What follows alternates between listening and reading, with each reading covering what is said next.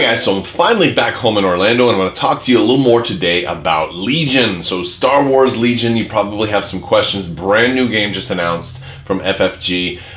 We talked a little bit about it in the last couple of videos, but now I'm home, I can sit down, I can sit next to all this Imperial Assault stuff that may or may not end up in the trash bin. No, it's not going to do that. I would never do that. But yes, so let's talk about Legion. So first off, what is Legion? In case you're not aware, it's a miniatures game, ground battles, Star Wars, one versus one game where you're going to buy your own stuff, you're going to take your army up against somebody else's stuff, and it's actually very similar to Warhammer 40K. That's basically the game everybody's comparing it to, and it's individual units. It's not a tray-based system, so every stormtrooper is going to be placed kind of individually. They do have commanders. There's going to be vehicles. I think eventually we're going to see aircraft because we do have like hovering vehicles right now. There are speeder bikes that are in it, so they do have at least stuff that's off the ground, but it's still generally a ground-based vehicle. You don't send speeder bikes into outer space. So a standard game, now it's a points-based battle system. The standard game is going to be an 800-point game. The core set only gives you enough to field about 400 points per side.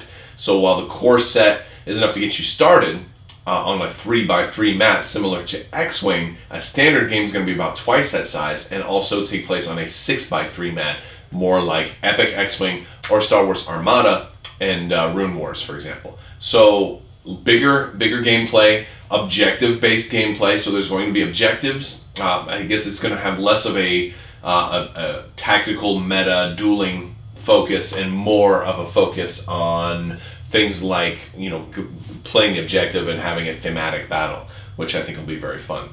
The core set is going to come with 14 stormtroopers, 14 rebel troopers, Vader, Luke Skywalker, and 2 speeder bikes and an AT-RT, which is that rebel riding the little walker machinery thing.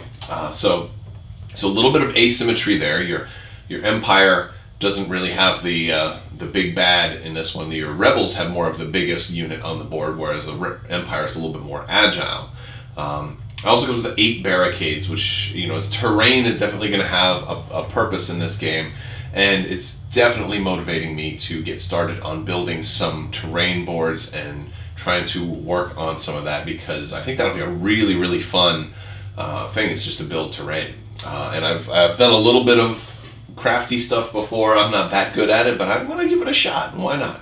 Trees wouldn't really be that hard, right? I could just make some foam board or get some clay and just make giant redwood trees to be like Endor. I mean, they sell a lot of trees too, so that much will be fun. There are movement templates that are similar to Armada's movement templates on how you'll move a unit, and you don't really have to move every unit. It's kind of one of those deals where you're going to move one unit and then everybody else near them can kind of move with them, as long as they fit within a certain template. It has a range ruler. It's more of a heavy-duty range ruler, and it's basically got like 3 different sections to it, and it can kind of give you like your 3D line of sight. And I think the 3 different sections are basically close, medium, and long range, but it's kind of used for different ranges. So I also want to talk about the expansions and what kind of time period this game covers. So Galactic Civil War time frame. So sorry prequel fans, I don't think you're going to get a whole lot of prequel stuff out of here unless it's also shown up in Galactic Civil War. So any of the prequel stuff that also shows up in Rebels is a possibility, but walkers and things like that, snow speeders, cloud cars, maybe even cloud cars. I'm not certain. I'm not 100% on cloud cars. But if cloud cars haven't shown up in X-Wing, they've got to show up somewhere. So I'm probably in this game. But also, we're going to see some trooper packs come out not long after the core set, so you can just get bigger armies that way. Very similar to how Rune Wars and most of their other games have done that sort of thing. Like X-Wing came out with just X-Wings and TIE Fighters, and then they also came out with X-Wing and TIE Fighter expansions. We are going to see not long after the core set and then the trooper packs come out, a full-blown wave, Wave 1. I don't know what's going to be in that yet, but I would guess that Wave 1 is probably going to have some iconic stuff in that. So either an Imperial Walker or a Chicken Walker, Yes, it's a chicken walker, the ATST. Also known as a scout walker, but it's a chicken walker, right? And maybe some turrets or something like that for the rebels. That's just my guess. I'm not sure exactly what all they're going to have, but I think stationary turrets would just make a lot of sense in a ground battle game. Especially if you want to, kind of recreate the Battle of Hoth. And I think a lot of people are going to want to do that, especially when you get into the larger games.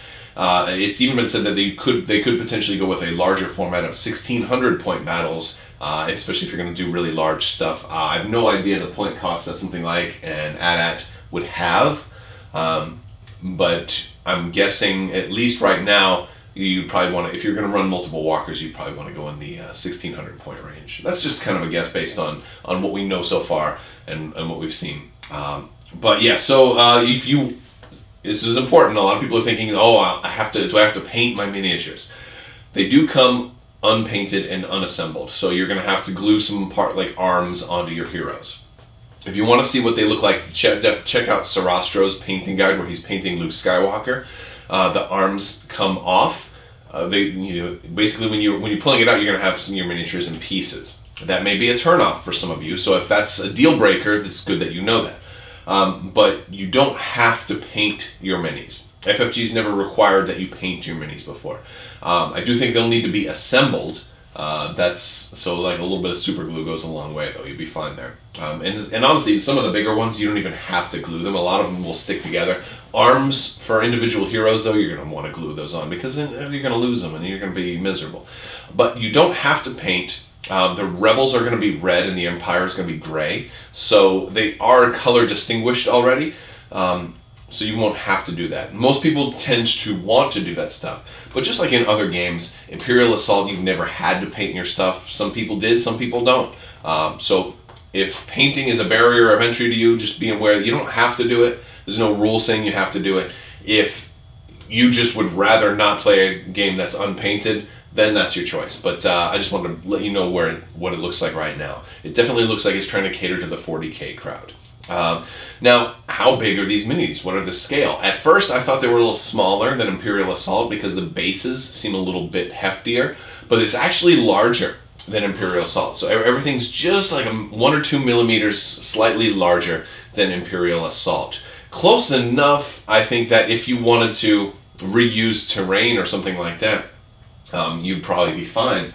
Or if you just wanted to, like, take a bunch of your stormtroopers from Imperial Assault and set them up like as a heap of dead bodies, behind your wall of rebels who are going to start the game like, yeah, come knock down our wall, then that would look good too. Or if you wanted to just do some model swapping to have different poses or something like that for a casual game, I don't think there'd be a problem. That probably wouldn't be illegal, but I don't see anything wrong with doing something like that. I love the idea of being able to swap models in and out. Even if you have some old Wizards of the Coast models too, like this walker here. I'm guessing that this is going to fit with the scale close enough to at least look cool. And I might have it as a background piece, might lay it down as a destroyed walker, who knows? But it's going to be close enough that it's going to fit with most thematic stuff, although it definitely won't be tournament legal. Not everything is designed to be tournament legal. Maybe I'll have it off to the side so it's just a set piece, thematic gameplay, and some of these terrain that they've come up with at Gen Con is just magnificent. The Endor, the Tatooine, the Lothal, all of this stuff is just amazing. I haven't seen a Hoth one yet, though. I think they're holding out on that until they come out with the walkers, which has got to be coming soon. I mean, if you look at what what happened with Armada, the ISD wasn't revealed until Wave 2. I would say we'll see a walker by Wave 2, if not sooner. So that's that. And I think that's about it. I don't really think there's too many more questions. Retail is going to be $90 or like $89.95. And it should be available the end of this year or early next year. It's not locked in yet. So I would put, knowing the way shipping and everything goes, I'm going to say first quarter 2018. Hopefully, if we're lucky, we'll be playing this around Christmas time this year or your holiday time. But if I were a betting man, I would guess January, February of 2018. But there's plenty of stuff to keep us busy in the meantime. So stay tuned for more stuff. As we get more information, I will be bringing it to you. Make sure you're subscribed and click the little bell for alerts. Guys, if you like this video, give it a thumbs up. Thank you so much for watching. Let me know in the comments what you think about Star Wars Legion. Are you going to be playing it? Do you think Imperial Assault is now going to be dead? I at least think Imperial Assault Skirmish Mode is going to be dead, because who really likes having to sort through all the maps and put all those pieces together when now you can just say, boom, we're playing on a 6x3 surface. Let's do it. So that's what I think, but I'd love to hear what you think. Thank you guys so much for watching, and have a great day.